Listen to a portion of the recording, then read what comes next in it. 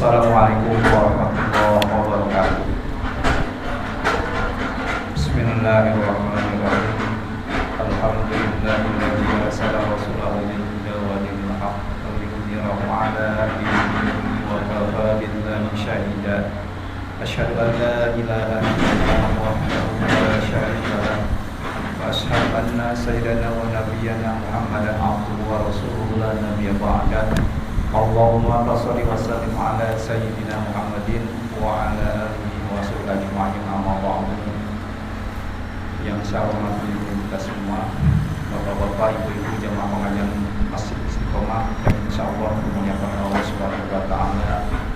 Puji syukur marilah sama-sama mengucapkan kehadirat Allah Subhanahu wa taala. Shalawat terjadi salam semoga disampaikan kepada baginda Rasulullah Muhammad bin Abdullah sallallahu alaihi wasallam, kepada keluarganya, para sahabatnya, kepada para tabi'in yang ihsan ila yaumil sampai kepada kita selaku umatnya. Amin ya Allah ya rabbal alamin. Syukur alhamdulillah saat ini Allah Subhanahu wa taala masih memberikan berbagai macam kenikmatan kepada kita, terutama nikmat iman, nikmat Islam, nikmat syahadat dan nikmat sempurna akal. Kita masih diberikan kesempatan Allah Subhanahu wa taala untuk senantiasa mengabdi kepadanya, salah satunya itu melaksanakan salah satu yang diwajibkan kepada kita, yaitu dalam ini. Semoga Allah Subhanahu wa taala memberikan ilmu yang manfaat buat kita semua. Amin ya Allah ya rabbal alamin.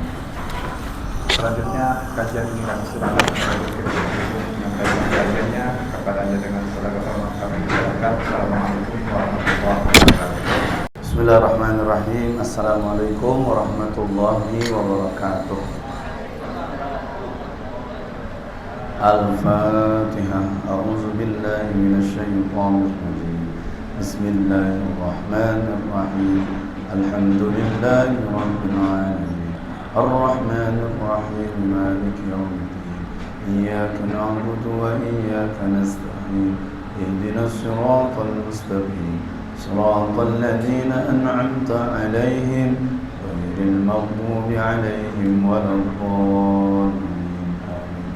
Tawassulan bi qiraati kitab Mukhtarul Ahaditsin Nabawiyah wal Hikam Muhammadiyah, khususan li hadratis Syekh Al-Marhum Sayyid Ahmad Al-Hashimi wa ila hadratis Syekh Abdullah bin Muhammad bin Muhammad Idris wa abina wa ustadina wa murabbi ruhina fi Haji Muhammad Husni Tamrin Fatma Wijaya Al-Anjari wa Abu Yauci Turtusi bin Haji Dimyati wa ila hadrat Haji Nahrawi Tanah Baru As-Sawiri wa nafa'ana bi ulumihim rahimahumullah. Al-Fatihah. أعوذ بالله من الشيطان الرجيم. بسم الله الرحمن الرحيم. الحمد لله رب العالمين. الرحمن الرحيم. مالك يوم الدين. إياك نعبد وإياك نستعين. اهدنا الصراط المستقيم. صراط الذين أنعمت عليهم غير المغضوب عليهم ولا الضالين. أعوذ بالله من الشيطان الرجيم. بسم الله الرحمن الرحيم. اللهم صل على سيدنا محمد وآله وصحبه أجمعين. ربنا آتنا من لدنك رحمة وهيئ لنا من أمرنا رشدا. رب زدنا علما وارزقنا فهما. رب اشرح لي صدري ويسر لي أمري واحلل عقدة من لساني يفقهوا قولي برحمتك يا أرحم الراحمين. والحمد لله رب العالمين. Kita lanjutkan terlebih dahulu kajian rutin kita. Dibuka kitab hadisnya di halaman 51. Hadis 409 ya. Hadis 409. Bismillahirrahmanirrahim. Qala al-musannif rahimahullah wallahu a'lam bi muradihi aw kama qala Rasulullah sallallahu alaihi wasallam, ayyuma rajulin, tidak ada seseorang, atahullahu ilman, yang ia sudah diberikan kemuliaan berbentuk ilmu, dikasih ilmu, dikasih kesempatan untuk berilmu, fakatamahu, kemudian dia menyembunyikan ilmunya. Jadi pengennya tuh sendiri aja solehnya, pengen sendiri baiknya, pengen sendiri beramal solehnya, nggak mau menularkan kebaikan buat orang lain. Aljamahullahu yaumal qiyamati, maka orang ini akan dibelenggu oleh Allah di hari kiamat bilijamin min narin, dengan belenggu dari api neraka. Makanya kita sebisa mungkin seperti yang disampaikan Rasulullah, balighu anni walau ayat, sampaikan dariku walaupun cuma satu ayat. Makanya ilmu itu nggak boleh ditahan-tahan, harus disampaikan. Bahasa kerennya transfer of learning, menyampaikan kembali buat teman, buat sahabat. Maka dengan modernisasi, hadirlah media-media sosial yang mensupport kegiatan-kegiatan Islami. Seperti ada IG, ada TikTok, ada media sosial yang mendukung supaya ilmu itu tersebarkan. Nah, kenapa? Karena tidak menutup kemungkinan orang tuh nggak bisa ngaji semua. Ada yang nggak punya kesempatan, ada yang punya kesempatan. Ada yang sempat datang, ada yang nggak sempat datang.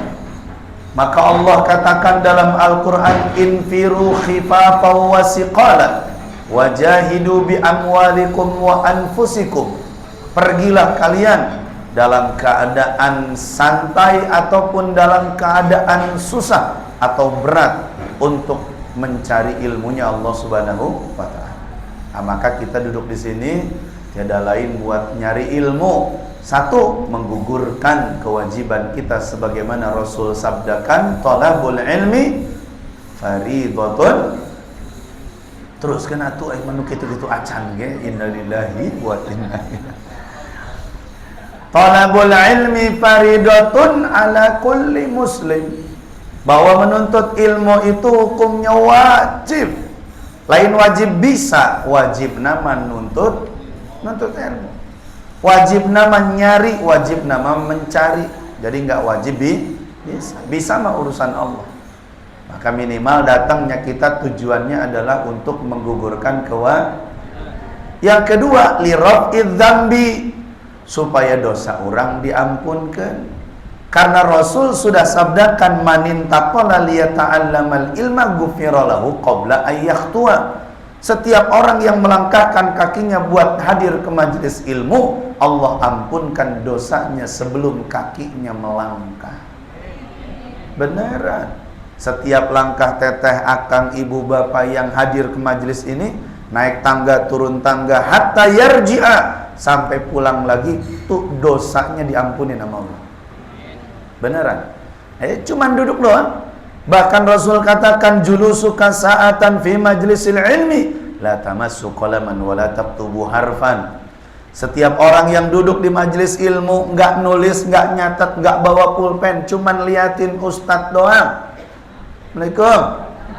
Gue tibang liatin ustadz doang. Nggak bawa pulpen dia, nggak bawa buku, liatin. Ya Allah, nih ustadz ganteng bener sih. Lah misalnya begitu.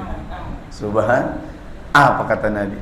Khairun laka min alfi farasin tasaddaqta fi sabilillah. Lebih baik bagimu daripada 1000 ekor kuda yang kau sedekahkan di jalan Allah. Pernah sedekah ayam? Kurang mah sedekah ayam gencan. Ini 1000 ekor kuda. Masya Allah, tibang ngaji duduk, Masya Allah. Makanya mudah-mudahan Allah berikan petunjuk, berikan hidayah buat kita istiqomah. Biarin 4L juga, lu lagi, udah. Alhamdulillah. Iya kagak nambah-nambah, udah segini aja udah. Nambahnya kalau muludan doang. Baik, terus. Wa qala an-nabiy sallallahu alaihi wasallam, al-arwah. Arwah itu jamak taksir dari roh. Roh, rohani, arwah. Arwah itu banyak roh. Arwah. Maka ada istilah arwah gitu kan. Maka kalau kita hadiah puji summa ila ruhi, berarti kalau ruhi satu, wa ila arwahi banyak. Nah, di sini kata Nabi al arwah junud. Junud itu diambil dari kata jundun. Kita sering dengar namanya jundullah, tentara Allah. Junudun adalah tentara. Mujannadatun. Mujannadatun artinya jumu'un mujtami'ah, ya, yang berkumpul di satu tempat. Jadi arwah kita itu adalah perkumpulan yang berkumpul di satu tempat yang Allah firmankan, alastu birabbikum, apakah aku Tuhan kalian? Qalu bala syahidna. Kabeh ruh saat itu menjawab, bala, benar, syahidna, betul, engkau adalah Tuhan kami. Jadi pada hakikatnya semua ruh itu adalah meyakini bahwa Allah itu adalah Tuhan. Nah akhirnya apa? Turunlah ke dunia. Ada yang lahir dari seorang yang mukmin, ada yang lahir menjadi orang yang non mukmin. Nah itulah kehidupan kita. Maka tidak ada jaminan orang itu mukmin selamanya, tidak ada jaminan orang itu kafir selamanya. Bahkan Rasul katakan, kakito'il laili mudlima, seperti halnya malam yang gelap, terang yang nyata, bahwa nanti yusbihu mu'minan wa yumsi kafiran. Ada orang yang paginya mukmin, sorenya kafir. Wa yusbihu kafiran wa yumsi mu'minan, paginya kafir, sorenya mukmin. Kita nggak tahu. Nah, mudah-mudahan kita diberikan istiqomah. Amin. Ayeuna orang rajin ngaji, buat teh geus beres mata ngaji-ngaji. Ayeuna orang rajin ngaji, geus pensiun na buat teh teu ngaji-ngaji. Buat teh geus beres di nitoh mah eueuh hadir ka majelis taklim.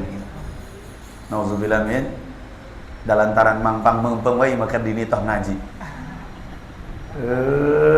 Subhan. Terus.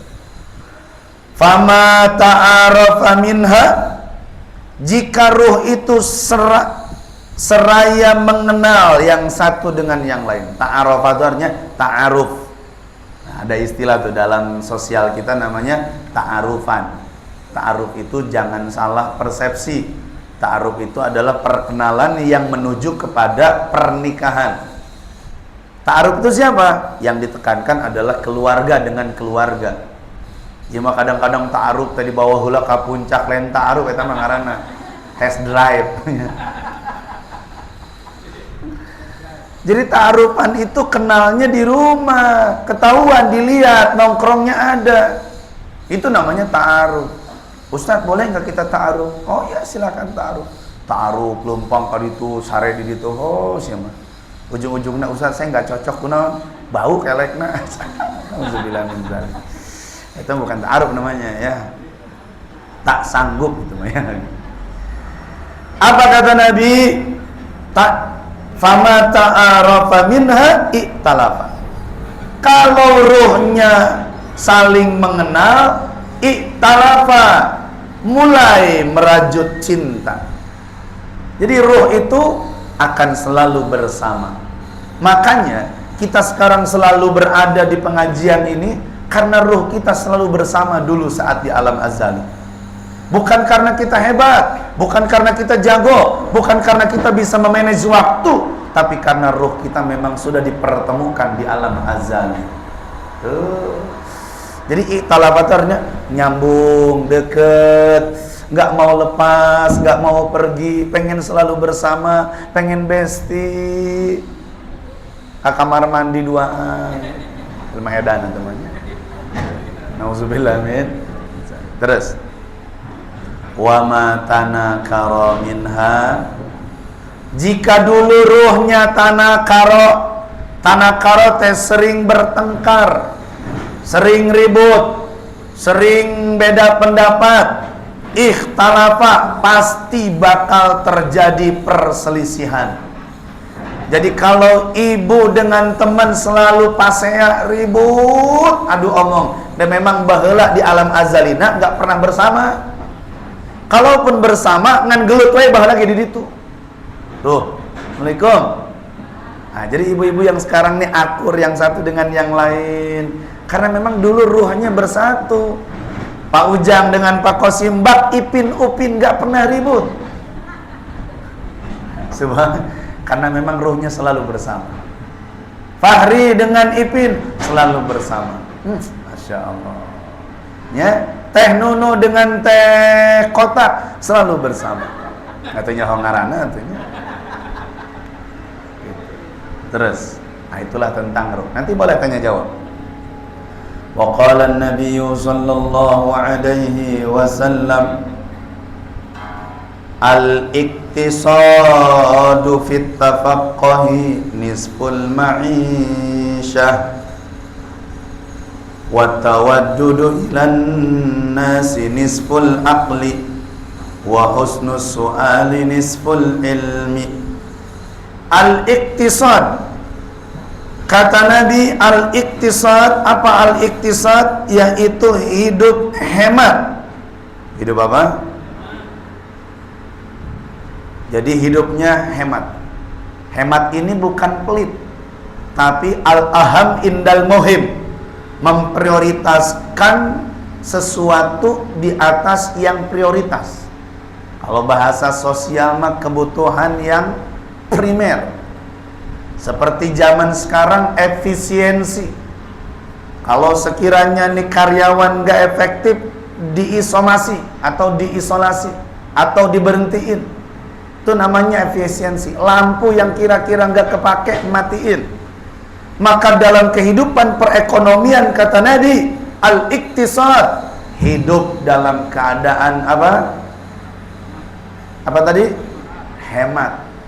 Hemat. Makanya lampu buru-buru matiin kalau udah siang. Kadang-kadang lihat komplek perumahan jam 7 lampu singgalan cara kene. Betul? Apalagi makan. Dulu zaman kita kecil nasi tuh nggak boleh ada yang terbuang. Sampai ada pepatah orang tua dulu, jangan sampai nasi itu nangis.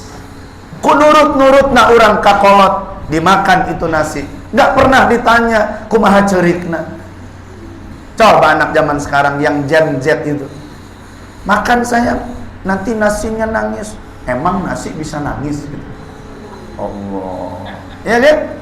Zaman dulu perempuan gak boleh duduk di pintu, nurut karena jauh jodoh. Coba anak Gen Z sekarang, kamu jangan duduk di pintu, nanti jauh jodoh. Orang gua lagi pacaran tuh. Innalillahi wa inna ilaihi.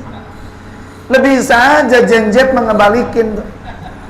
Makanya anak-anak Gen Z itu kalau udah dikasih tausiah, dikasih ilmu yang sifatnya rasional, yang sifatnya fanatisme, itu nggak masuk buat mereka. Makanya metodologi penyampaian ke anak Gen Z itu beda.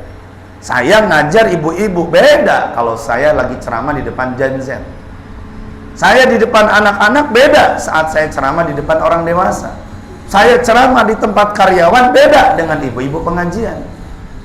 Coba-coba di tempat karyawan saya bahas tentang celana, mau ngararaji deui. Betul? Ya kenapa? Ya karena teteh-teteh ngaji ke sini pakai celana. Mau tuh pakai celana, pasti pakai celana.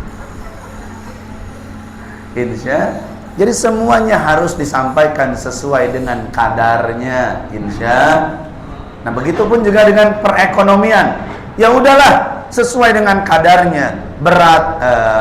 Besar pasang daripada besar pasak daripada ulah nepika oyag imah tangga. Maksudnya kata Nabi al-iktisad. Dan iktisad teh hemat. Ya, makasihnya hemat gitu.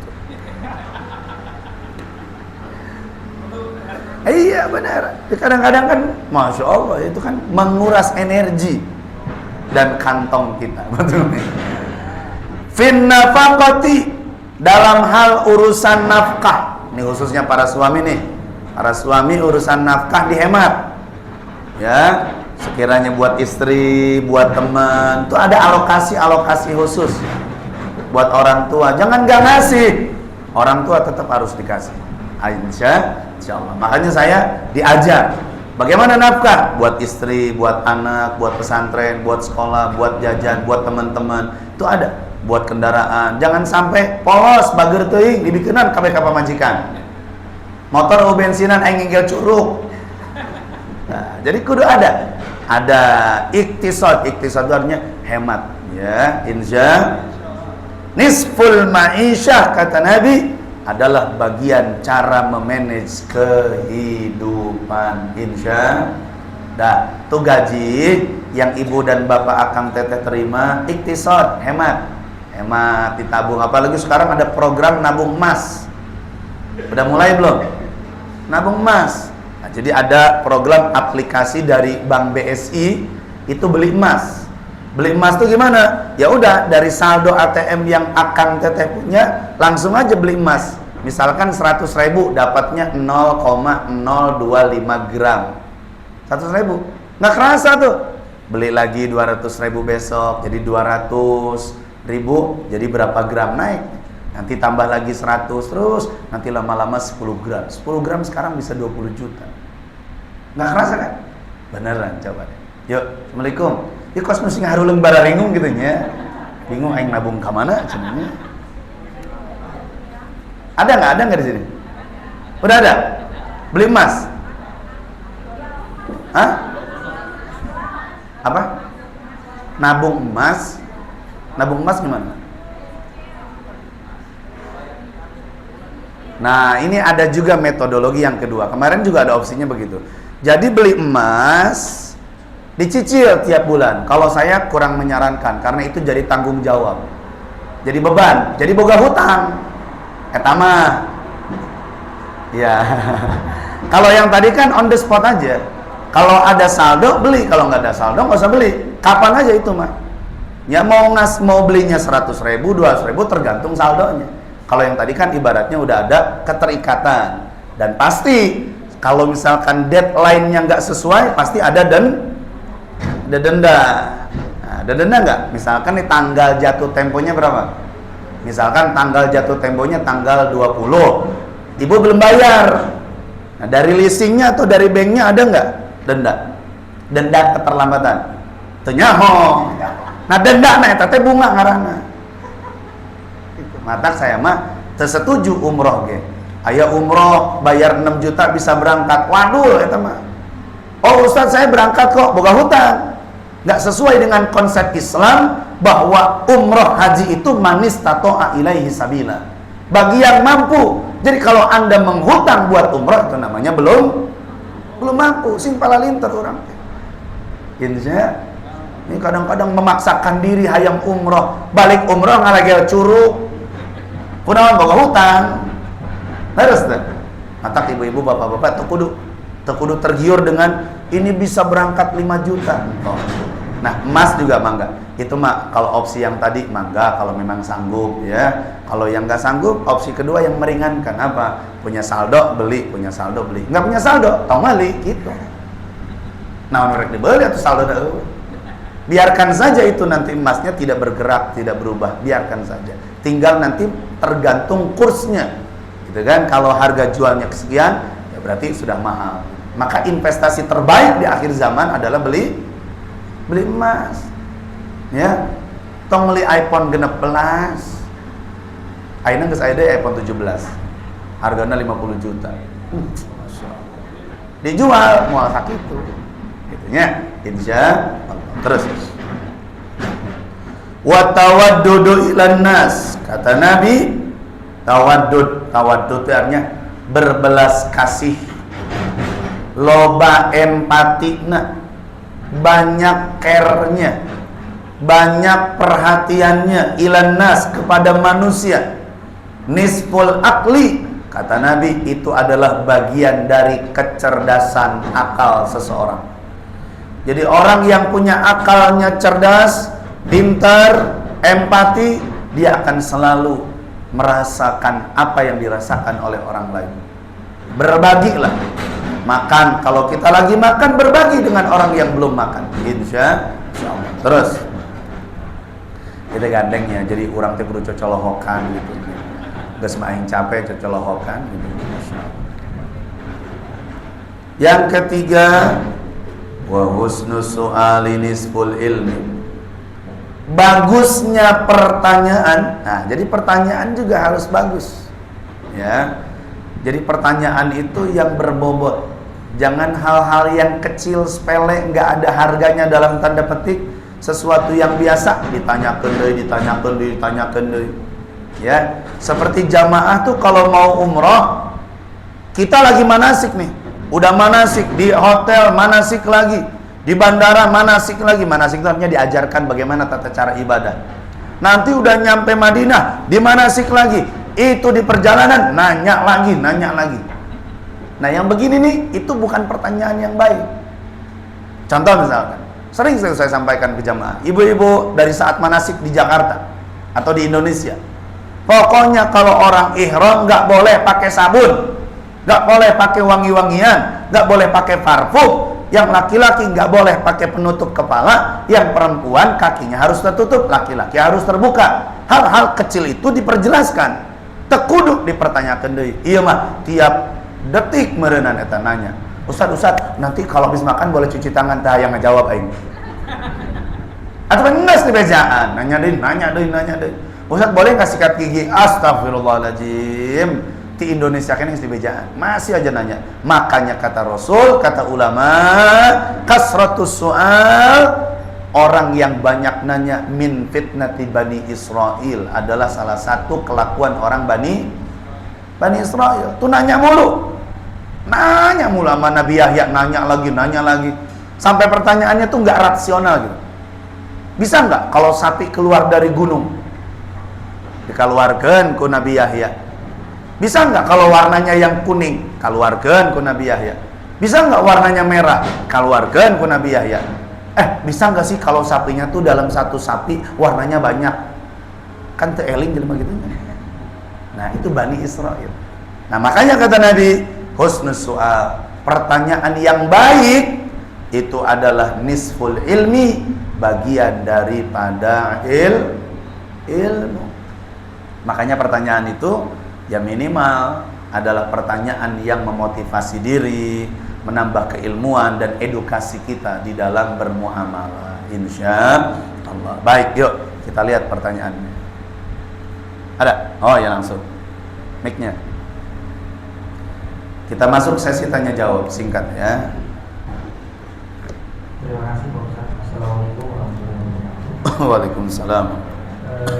Pertanyaan pertama, mungkin sering terjadi di Indonesia ya, ketika kita meninggal saat ibadah terutama ibadah sholat waktu, tiba-tiba mungkin imamnya, mungkin jemaahnya, karena spontanitas saat itu kejadian, yang bersangkutan langsung jatuh gitu. Nah, makmum ataupun jemaah yang lainnya kan spontanitas untuk membantu gitu kan. Sebaiknya kalau secara aturan Islam meneruskan ibadahnya yang belum selesai baru menolong atau bagaimana? Baik. Itu yang pertama.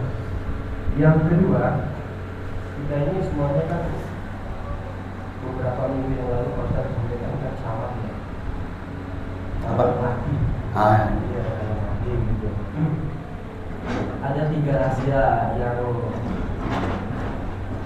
Allah hambanya tidak tahu saat kematian itu. Yang pertama itu kenapa, Di mana, waktunya kapan. Nah, kita sebagai orang yang beriman, apakah ada ciri-ciri atau tanda? Ya, istilahnya sudah diintip nih sama malaikat Israel, tapi kita udah tanda nih, kan? Tidak-tidaknya kita kan memang secara keseluruhan, secara umum kan memang kita seyoyannya udah tahu nih 3 hal yang dirahasiakan oleh Allah, kenapa, di mana, dan kapan waktunya.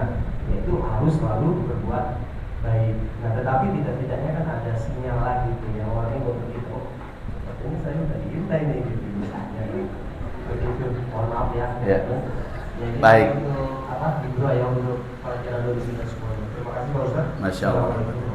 Assalamualaikum warahmatullahi wabarakatuh. Yang pertama, kalau kita lagi sholat tiba-tiba rumah kita ambruk atau bocor atau genteng terjatuh, mau lanjut sholat atau pergi? Jujur, sholat apa pergi? Hah? Kunaon pergi? Takut mati kan? Takut ketiban kan? Kita lagi sholat di pinggir sungai, tiba-tiba ada orang anyut, tolong, kita lanjut sholat atau nolong? Hah? Nah, maka konsep usul fikih di sini sampai. Darul mafasid ala jalbil masalih. Tinggalkan yang berpotensi merusak kita dan ambil sesuatu yang lebih maslahat. Apa? Dah sholat lagi mau bener. Sholat lagi mau Allahu Akbar, sahanya tenu anyu itu gini. Mal bener. Mafasid rusak. Ibu lagi sholat, akang lagi sholat, Allahu Akbar, genteng marurag, kira-kira masih konsentrasi nggak sih? Dua yang pakai mau lihat timpainya. Nggak bisa. Nah, kalaupun nanti tadi yang seperti dipertanyakan, Allahu Akbar, imam maut, gimana? Kita sudahi atau kita lanjut sholat? Jujur hati, nggak usah kalian sholat mayat, nggak usah. Pasti kita udah nggak benar sholat. Bagaimana solusi kata ulama? Batalin sholat. Jangan idealis. Maka banyak tuh netizen di TikTok, di Instagram ketika ada publish yang disebarluaskan berbentuk broadcast berita-berita, ada masjid tiba-tiba lagi gempa goyang kemudian kalalabur, netizen menganggap bahwa imannya lemah tuh. Bukan masalah iman lemah. Ini masa depan bro, utang gua masih banyak. Kan begitu ya? Bagaimana? Dan memang karena usul fikih mengatakan pergi, tinggalkan tempat yang bakal merusak. Contohnya siapa? Sayyidina Umar aja pergi ketika di satu tempat, di situ sedang maraknya virus dan bakteri. Nggak serta-merta Sayyidina Umar cicing gitu kan. Udah nasibnya aja gimana? Nggak bisa. Harus ada solusi. Nah, begitupun dengan yang tadi. Baik, yang kedua. Kematian itu memang sesuatu yang gaib. Bahkan Allah sudah gariskan di dalam takdir dan kodok kehidupan kita. Ajalnya,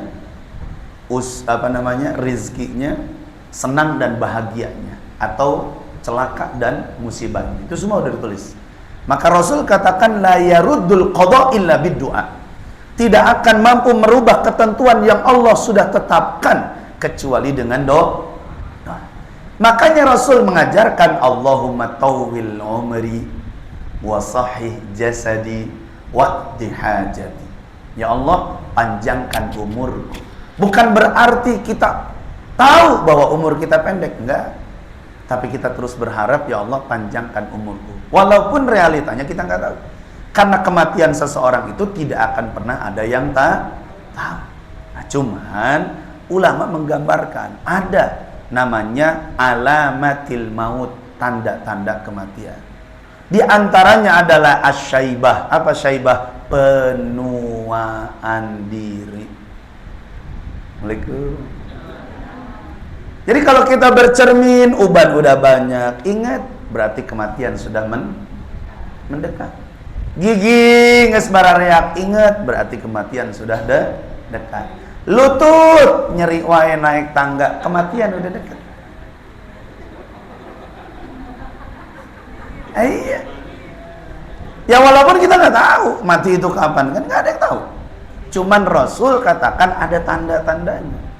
Apa tanda-tandanya? Sakit, marat. Marat itu artinya sakit. Itu pertanda. Apalagi banyak yang menjadikan tanda-tanda dekatnya kita kepada kematian. Nah, bagaimana sekarang solusinya buat kita? Ikhtiyaton, hati-hati. Karena kematian itu la yastakhiruna sa'atan wa la yastaqdimu. Gak bisa dinantikan, gak bisa didahulukan. Betul? Nah, inilah maka kita harus selalu berada di zona-zona kebaikan. Insya. Berharap apa? Harapan demi harapan, semoga kita meninggal husnul. Kan begitu. Makanya kita ngaji, duduk di majelis taklim, wiridan, zikir, salat, tiada lain hanya ingin, ya Allah, andaikan Israel datang menjemputku, aku dalam keadaan berbuat baik. Tosak itu. Sedangkan kata para ulama disebutkan malaikat Israel itu memandang wajah kita 70 kali dalam sehari. 70 kali. Fahri dilihati nama Israel. Sekali nih, apa kata malaikat Israel? Ya Allah, ini orang udah layak belum dicabut umurnya? Kata Allah, tar dulu, nanti sore dia mau ngesut ustadz kajian, nggak jadi. Itu satu pandangan. Ya beneran. Jalan lagi. Ya Allah, ini orang udah layak mati belum nih? Kata Allah, jangan dulu. Bentar lagi beres pengajian dia mau neraktir ustaz. Tuh. Nggak jadi. Ya beneran. Jadi kalau kita selalu orientasinya kebaikan, maka Allah akan panjangkan umur kita. Maka salah satunya kan silaturahmi. Silaturahmi itu memanjangkan usia. Maksud memanjangkan usia itu kayak begitu. Dengan silaturahmi itu banyak doa, ya kan? Betul Kang Dudin ya? Silaturahmi banyak doa, Masya Allah. Ini kita ini dalam suasana cerah dan bahagia karena saudara kita Bang Dudin ngaji sama kita. Alhamdulillah. Ya pantesan dari tadi tuh kayaknya tuh cerah banget cuaca, Masya Allah. Alhamdulillah.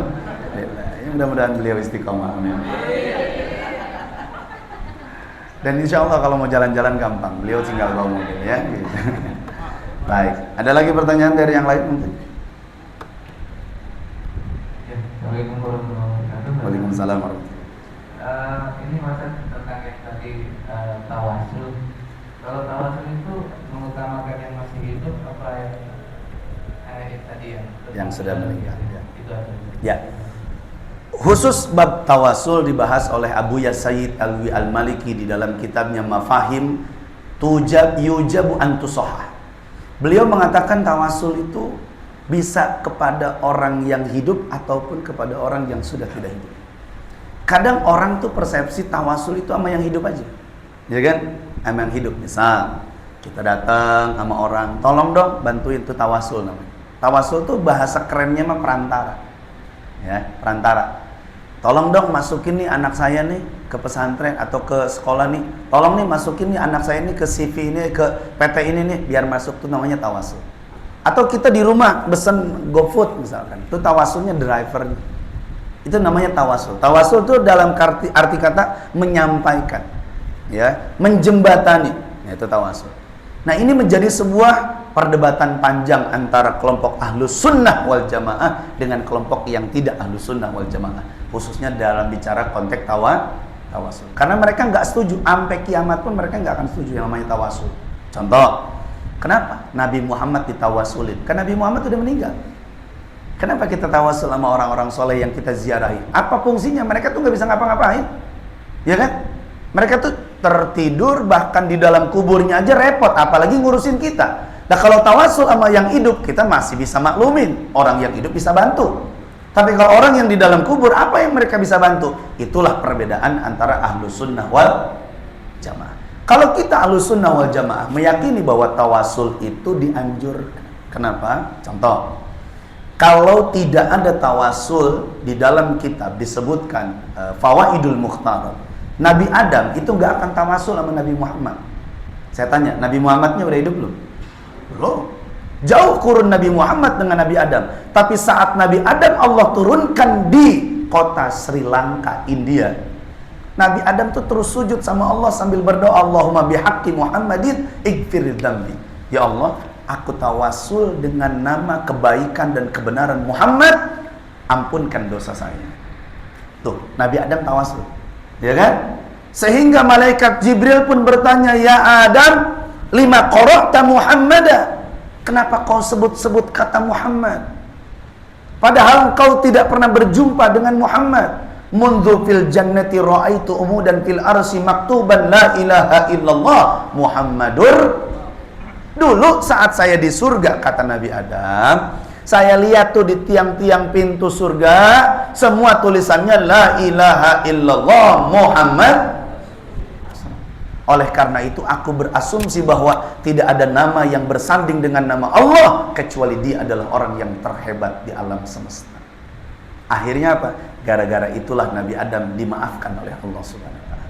Subhanallah. Nah, ini tawasul. Nah, jadi kalau bicara tawasul, baca historinya dulu. Jangan kita pakai akal. Kalau pakai akal nggak masuk. Ya, karena orang yang meninggal apa yang mereka bisa lakukan? Jadi kalau kita lihat ada orang ziarah gitu kan, doa, ya Allah bi barakati sahibi hadhil maqbarah, ya Allah kabulkan hajat kami ya Allah. Saya tawasul dengan orang dan keberkahan yang di dalam kubur ini. Mikir-mikir, ngapain kan? Nah, ini tawasul. Subhanallah. Jadi kalau kita bicara tentang tawasul, itu lihat dulu mazhab kita apa. Nah, kalau mazhabnya mazhab Ahlus Sunnah, insya Allah yakin. Tapi kalau beda mazhab, sampai kiamat mereka nggak akan mengiyahkan tentang tawasul. Makanya mereka nggak pernah mau ziarah lama-lama di makam baginda Nabi Muhammad. Nggak mau. Apalagi kalau kita doa-doa, ya Rasulullah, adrikni ya Rasulullah. Datang tuh askar, ya haji, haram, haram. Paham? Nah, Assalamualaikum. Nah, ya ngerti apa liur? Nah, gitu ya. Baik, ada lagi mungkin? Silakan. Assalamualaikum warahmatullahi wabarakatuh. Waalaikumsalam warahmatullahi wabarakatuh. Nah, kalau kita posisinya sendiri tadi ya, kita baca yang baik. Ya, bicara tentang uslub bahasa Arab. Nah, ini kan ternyata Nabi Muhammad sallallahu alaihi wasallam itu ada riwayat yang menyebutkan Nabi itu kalau lagi doa nggak ngerubah. Seperti Nabi itu doa begini, Allahumma a'inni ala dzikrika wa syukrika wa husni ibadatika. Nabi enggak doa begini, Allahumma a'inna ala dzikrika wa syukrika wa husni ibadatika. Enggak. Tapi Nabi doanya apa? Allahumma a'inni domirnya domir ana, berarti saya. Ya Allah, bimbinglah saya. Kenapa Nabi enggak doain semua? Nah, ini referensinya. Berarti kalaupun kita pakai referensi sumber doa-doa yang bersumber dari Nabi, kalau bisa jangan dirubah. Gitu. Kalau bisa jangan dirubah. Seperti guru sekumpul mengatakan Nabi itu nggak pernah doanya Allahumma ajirna minan nar. Nabi itu selalu berdoa Allahumma ajirni minan nar. Oke, dari satu sisi itu nggak dirubah. Tapi kalaupun kita mau merubah nggak masalah.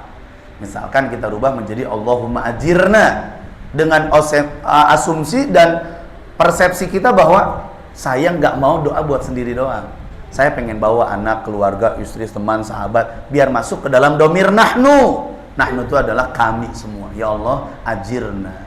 Gitu kan? Maka Nabi Adam itu doanya nggak Allahumma rabbana zolamni. Ya kan? Nabi Adam doanya apa? Rabbana zolamna anfusana. Kenapa? Karena Nabi Adam tahu saya aja udah di surga berbuat dosa. Lah apalagi nanti anak keturunan saya yang mereka belum masuk surga, mereka pasti bakal banyak dosa. Makanya udah dibantu doa kita oleh Nabi Adam, Rabbana zolamna anfusana. Betul? Nah, itu salah satu. Baik, syukur.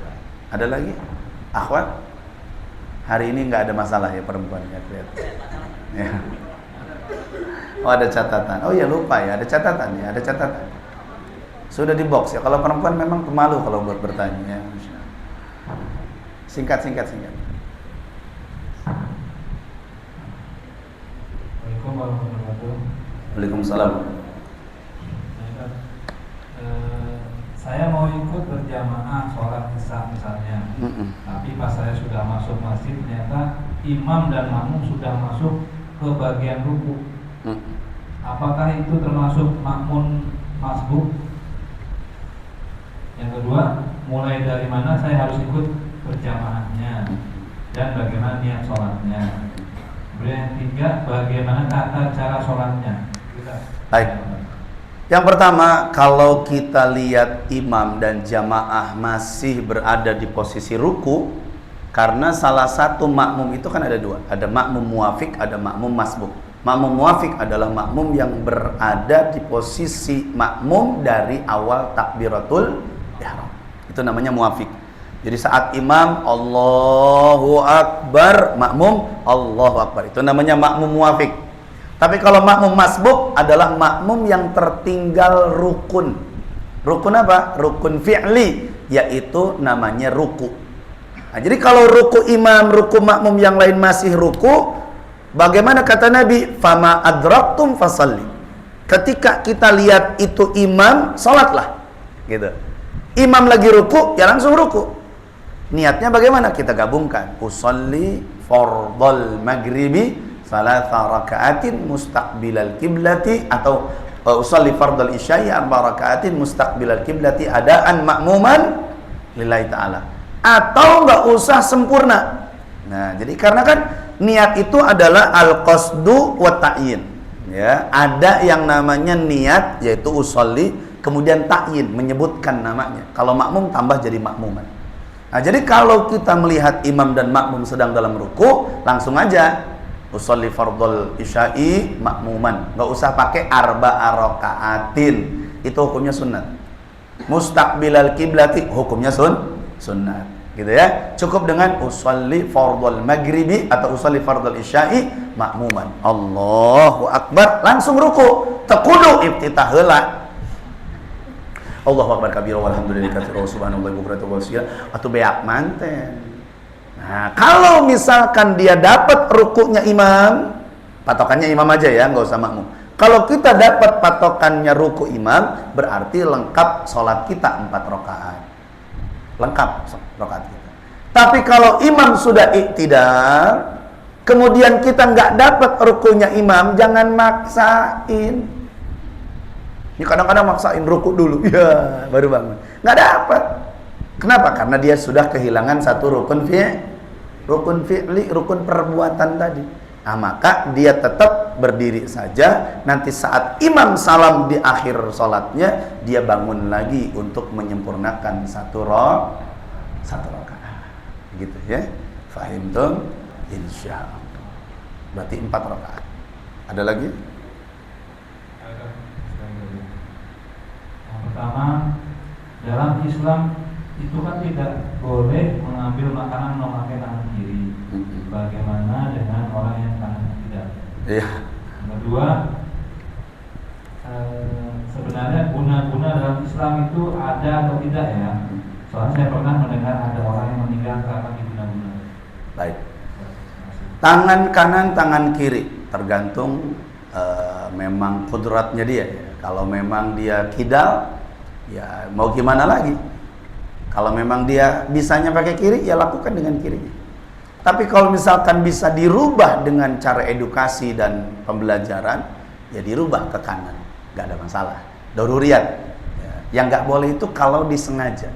Kalau ini kan udah kudratnya memang kidal. Nah, apalagi kalau yang kanannya buntung, dia nggak ada lagi. Hiji-hiji nalengan, cek Kanjeng Rasul teman pakai kiri, pakai sumut langsung. Nggak bisa. Nah, gitu ya. Jadi dibolehkan. Yang kedua, guna-guna itu ada nggak sih? Ada. Buang Nabi aja diguna-guna, ya kan? Ada sumur namanya, kalau kita umroh ambil mikot di bagian ketiga namanya Ja'rona. Nah, sumur Ja'rona itu adalah sumur tempat Nabi ambil air wudhu. Datanglah seorang nenek tua suruhan Abu Lahab. Untuk apa? Mengguna-guna. Guna-gunanya gimana? Dia masukkan benang-benang ke dalam air tadi. Masukkan. Jibril lihat, Allah lihat, Nabi Muhammad nggak lihat. Apa kata Jibril? Ya Muhammad, bacalah Qul a'udzu birabbil falaq min syarri ma khalaq wa min syarri ghasiqin idza waqab wa min syarrin nafasati fil uqad. Karena tadi si nenek tadi gini tuh, menali-nali talinya sambil simpan ke sumur. Nafasati fil uqad, itu artinya gitu. Akhirnya Nabi menimba sumur tadi, tapi Nabi sudah baca surat Qul a'udzu birabbil falaq. Akhirnya Nabi dilindungi oleh Allah Subhanahu wa taala. Maka Qul a'udzu birabbil falaq menjadi surat untuk pelindungan buat diri kita. Jadi kalau pengen nggak mau kena guna, kena santet, kena sihir, baca Qul a'udzu birabbil falaq, Qul a'udzu birabbin binnas. Maka disebut namanya suratul ma'udatain, surat pelindungan. Mau tidur Qul a'udzu birabbil falaq, mau tidur Qul a'udzu birabbin nas, insyaallah. Makanya Abi guru kita baca Qul a'udzu birabbil falaq 1000, Qul a'udzu birabbin nas 1000. Kalau kita Masya Allah.